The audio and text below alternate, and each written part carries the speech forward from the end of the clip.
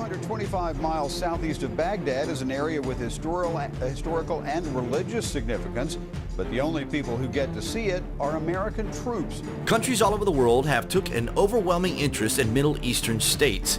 In particular, Iraq has been the place of constant power struggles. Why is that? Some people may be surprised to learn that Iraq was the center of the world for thousands of years. The city of Ur was the very first true city of the world and was central to ancient activity, much like New York City is today. Ur is recorded in written history dating back 6,500 years BC and is even in the Torah, Old Testament.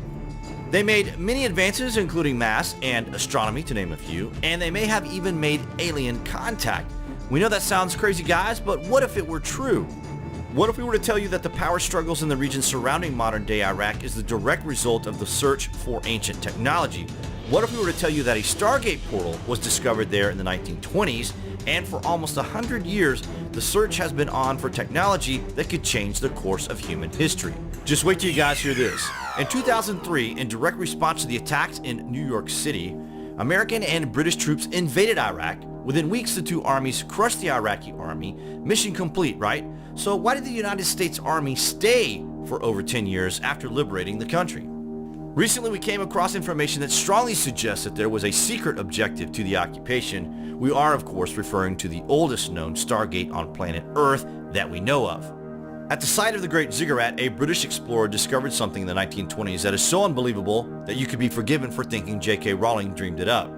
During the 1980s, Saddam Hussein fortified the ancient complex in an apparent attempt to keep out investigators from seeing what was hidden within the complex for thousands of years.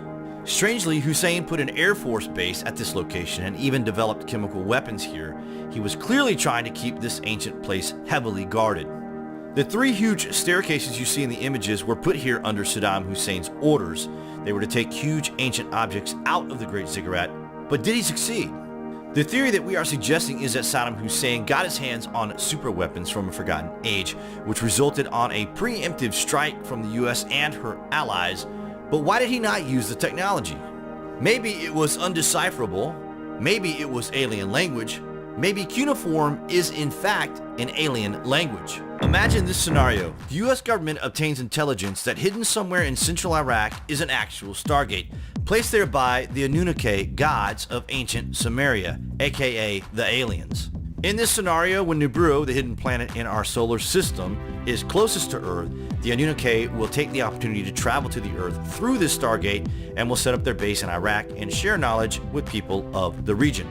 The idea that the Anunnaki were not gods but extraterrestrials that came and bestowed technology upon the Sumerians is fascinating. This tech is what made their society so advanced. Could modern Iraq be bracing itself for the same fate? Hence the overwhelming agenda. Essentially, more and more people are coming forward saying that they have been involved in these classified programs where these technologies are used quite regularly and that they are found all over the planet. Iraq is just one other place that they are found.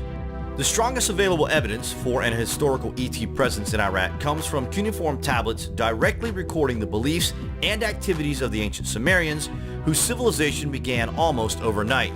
Most of these cuneiform tablets relate to stories of the Sumerians interacting with their gods. Most archaeologists initially accepted that these were merely myths and attached little importance to them other than giving insight into the mytho-religious beliefs of the ancient Sumerians. That viewpoint received a major challenge in 1976 when the Sumerian scholar Zecharia Sitchin published the first of a series of books on his translations of thousands of Sumerian tablets. Rather than treating the stories of the gods as myths that had little verifiable relevance, Sitchin interpreted the tablets as literal descriptions of events as they occurred in the time. These modern viewpoints are emerging from the ashes of a world that was ruled by empires and dictatorships. Have we simply misinterpreted history for thousands of years? We told you the truth, maybe stranger than you would ever even consider believing. What does that tell you? What do you think of the Stargate portal at the Ziggurat of Ur in Iraq? The signs are everywhere. The writing is on the wall. Thanks for watching.